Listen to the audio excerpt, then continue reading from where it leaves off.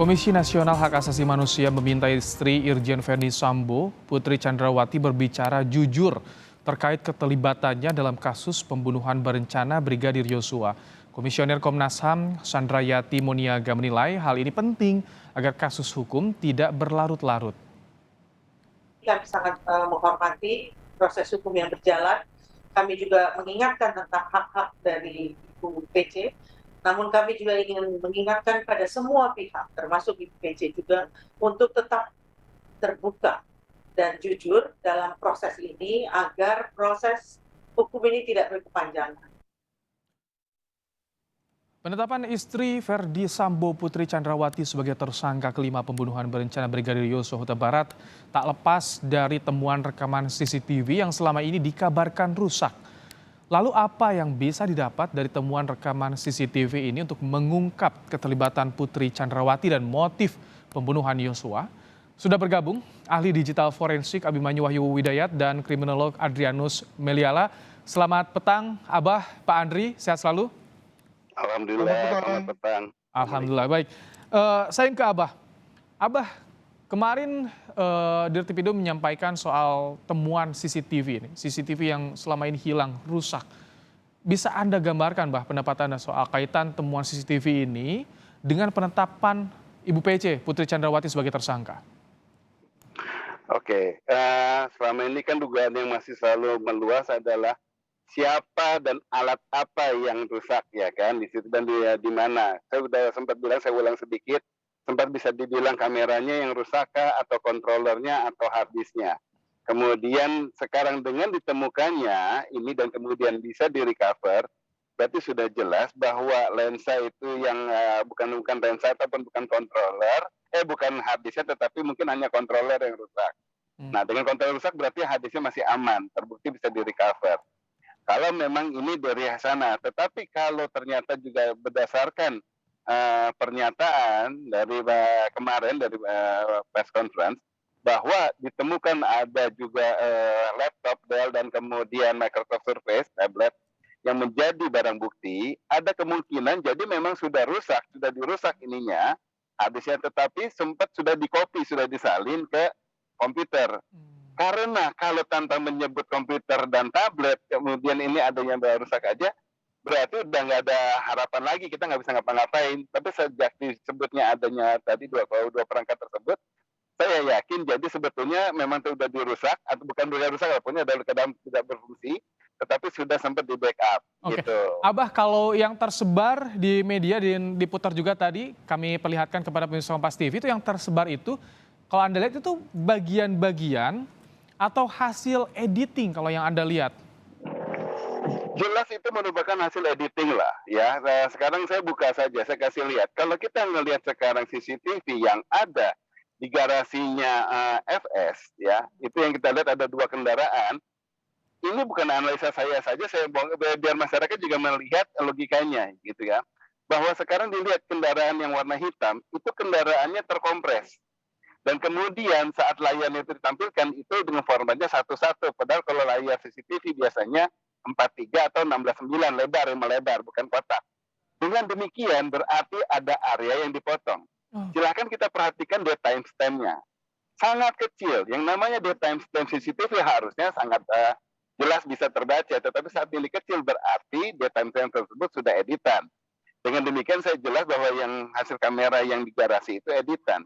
Plus lagi bahwa kita perhatikan saat Ibu PC tersebut sedang keluar dari garasi, itu mau dibilang jam berapapun, kalau nggak salah dibilang 17 sekian ya, Iya, 17.05. 17.10. 17.10 itu keadaan terang, ya, kelihatan di cahaya di luar terang. Ya, itu di sebelah kiri atas kelihatan cahayanya terang.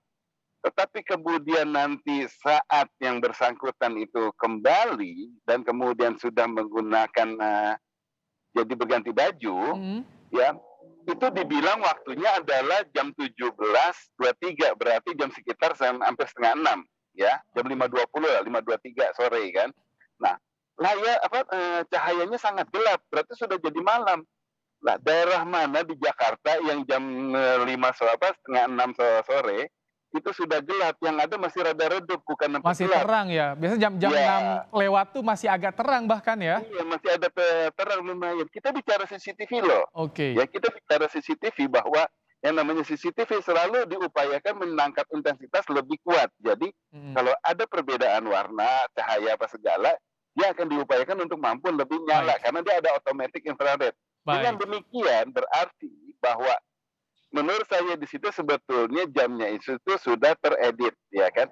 Kenapa ini perlu diedit kalau kita telusuri lagi? Karena tidak memungkinkan waktu untuk 13 menit yang Mhm. bersangkutan pergi kemudian kembali sudah berganti baju, untuk ngapain gitu lah hanya pergi untuk ganti baju. Pasti sebetulnya ada suatu durasi yang lebih panjang Baik. yang dilakukan sesuatu gitu loh. Jadi indikator waktunya yang harusnya lama tapi diedit diringkas menjadi hanya 10 menit seperti itu ya, Abah? Iya, seakan Baik, pergi sebentar kemudian baik. pulang gitu loh. Baik, Abah. Ini menarik soal CCTV ini. Saya ingin ke Pak Andri. Pak Andri, kasus pembunuhan berencana diduga dilakukan dengan salah satunya merekayasa CCTV, salah satu bukti penting. Anda melihat ini kasus seperti ini bagaimana Pak Andri? Apakah bisa lumrah terjadi di zaman saat ini, Pak Andri? Betul sekali dan mengutip tadi yang dikatakan oleh Pak Dirpidum ya, Dirtipidum Andirian bahwa ini kemudian diletakkan atau dianggap sebagai circumstantial evidence atau bukti tidak langsung. Permasalahannya adalah bahwa kelihatannya pula bukti inilah yang kemudian membuat polisi yakin betul untuk menjadikan si Ibu PC ini tersangka. Maka dengan konteks seperti itu, apa memang masih tepat untuk melihat CCTV ini sebagai circumstantial? Kalau bagi saya ini sudah direct, ini sudah primary evidence nih, Oh, suatu bukti yang utama yang kemudian membuat polisi yakin betul untuk mentersangkakan. Nah, tetapi mungkin dalam hal ini karena kalau tadi mengutip pembicaraan dengan Pak Abah bahwa ada kemungkinan evidence ini masih ditempered ya, masih direkayasa, hmm, maka untuk sementara statusnya masih bersifat circumstantial. Tapi begitu kemudian sudah diverifikasi di mana direkayasanya dan kemudian sudah bisa dipahami kekuatan kelebihan bukti ini, maka sudah bisa naik ke arah yang kita sebut sebagai primary evidence atau direct evidence yang bisa membuat yang bersangkutan ditersangkakan. Demikian. bukti utama ini yang menarik kan peran dari Ibu Putri ini belum diungkap secara gamblang, Pak Andri. Tapi dengan adanya CCTV yang direkayasa seperti ini, eh, dia terlibat juga dalam kasusnya 340, pembunuhan berencana terlibat. Peran seperti apa Pak Andri yang bisa Anda baca dari Ibu Putri ini Pak Andri? Ya, ada dua ya. Yang pertama kan yang orang juga bertanya adalah soal di mana dia. Nah, maka dengan CCTV ini, maka memperlihatkan dia ada di mananya, gitu ya. Lalu kemudian setelah kita yakin betul bahwa dia ada di rumah dinas, maka pertanyaan kedua adalah apa yang dikerjakan. Nah, itu yang saya kira bisa dijelaskan melalui keterangan-keterangan dari Barada E dan seterusnya. Nah, dengan begitu maka menjadi tidak bisa lagi dipatahkan alibi yang bersangkutan bahwa yang bersangkutan itu misalnya di rumah pribadi, tidak berada di tempat kejadian. Nah, ketika kemudian sudah dipastikan bahwa yang bersangkutan berada di tempat kejadian, maka tentu kan nggak mungkin yang bersangkutan tidak tahu mengenai terjadinya pembunuhan tersebut. Untuk itulah maka kemudian lalu konteks 340 berencana kemudian Oke. tepat untuk diberikan kepadanya. Begitu. Baik, saya ingin menganalisis sebagai dari CCTV lagi ke Abah. Tadi kalau disebutkan sama Pak Adri ada di tempat kejadian. Artinya ada tiga kemungkinan kan, korban, pelaku, atau saksi ini. Kalau Anda lihat dari CCTV, gesturnya Ibu Putri itu bagaimana, Bah? Gini, kalau saya ngomong gestur, berarti kan saya jadi ahli ini bisa dibilang psikologi ya, orang melihat. Nah, saya kan telematika. Oke, Saya tapi yang Anda baca aja, yang Anda baca seperti apa, Bah? Saya pakai hitungan telematika. Oke. Kita perhatikan kalau ini layar kita bikin slow motion, gerakan dia saat kembali dari Magelang sampai masuk ke pintu yang di bawah CCTV, dengan kita hitung dengan saat gerakan dia waktu kembali dengan pakai baju yang sudah yang malam hari, itu speednya sangat beda. Ya, langkahnya begitu gontai. Oke. Saya nggak ngelihat dari gerakan kaki di situ, tapi cukup hanya tinggal melihat gerakan langkahnya saja gitu loh. Nah, dari speed tersebut bisa dibilang berarti orang bisa beralibi bahwa mungkin sudah lelah gitu ya pergi. Tetapi kalau dengan analogi yang tadinya cuma hanya beberapa detik dibilang kemudian analogi jalannya lelah kan nggak mungkin. Pasti ini ada sesuatu yang dia bikin lemah deh, mungkin dia jadi mungkin dibilang sedih ataupun kayak gimana gitu loh. Ya dari faktor tersebut, saya selalu bermainan dengan speed ya. Permainan ini bisa dilakukan sama siapapun, bagaimana langkahnya dia itu dengan kita lihat pakai CCTV yang sama, pakai evidence yang sama, dianalisa masing-masing.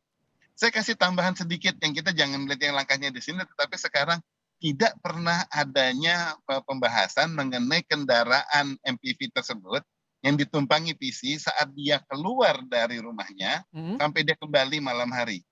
Pertanyaan saya, kan ada CCTV yang lain yang semua menangkap, bisa kendaraannya FS bisa ditangkap, ambulan dan kemudian kendaraan patroli juga bisa ditangkap. Masa kendaraannya PC tidak bisa ditangkap? Kalau ditangkap berarti kan harusnya dibahas.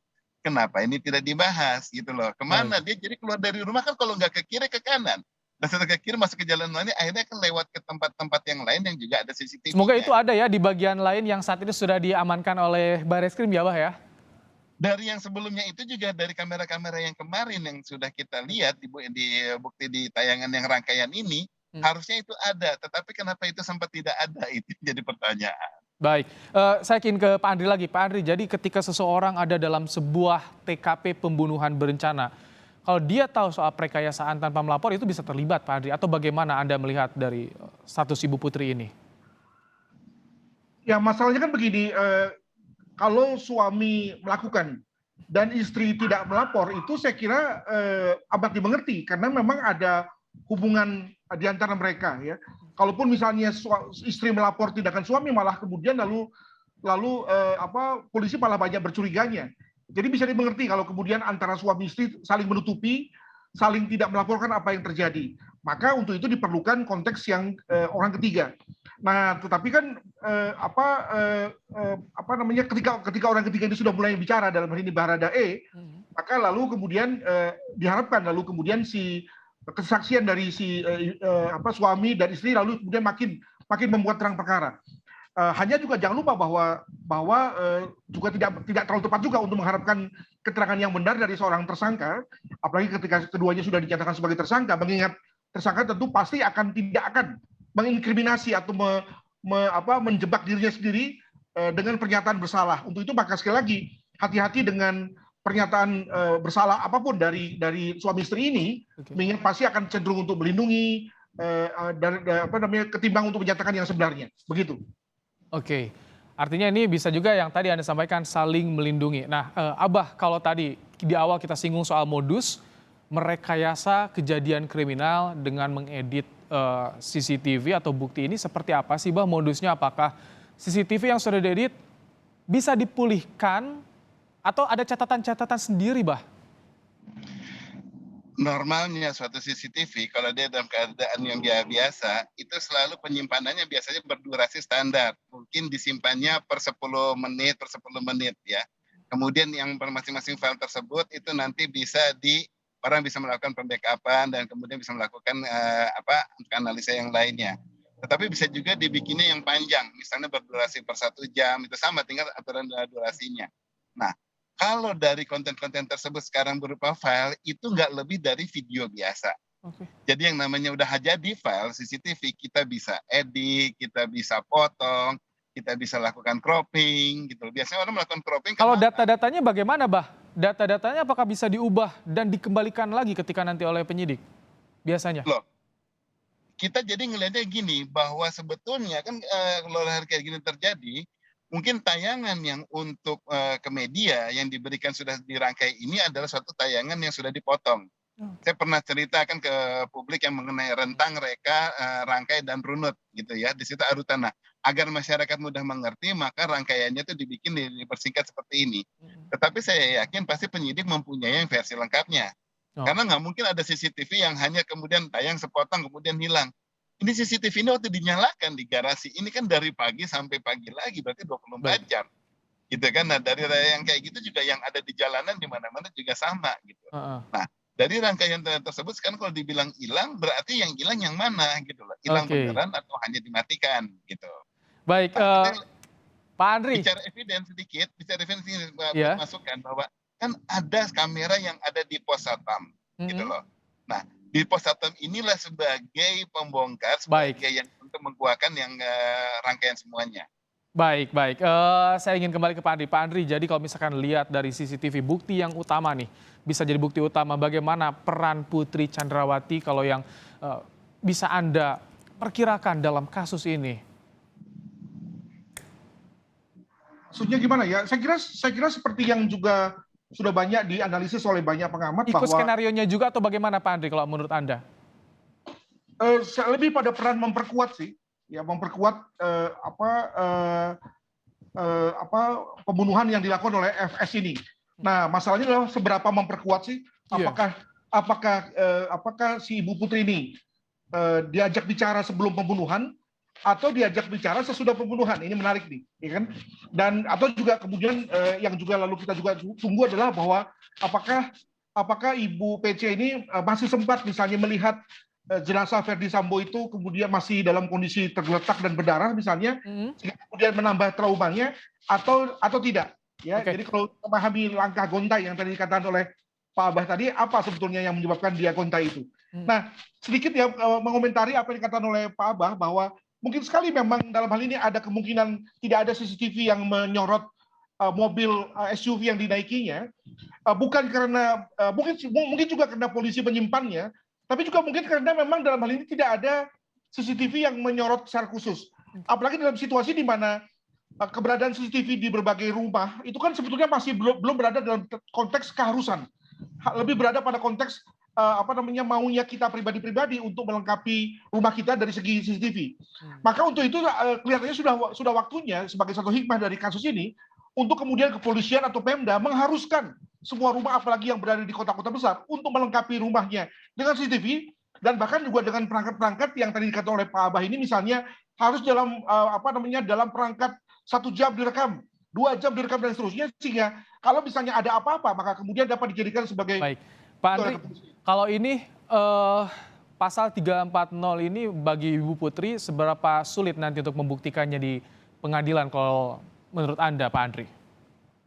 340 ini sebetulnya kalau kami para kriminal itu bicaranya begini, ada waktu untuk mikir, ada waktu untuk pause atau jeda tentang apa yang akan dilakukan.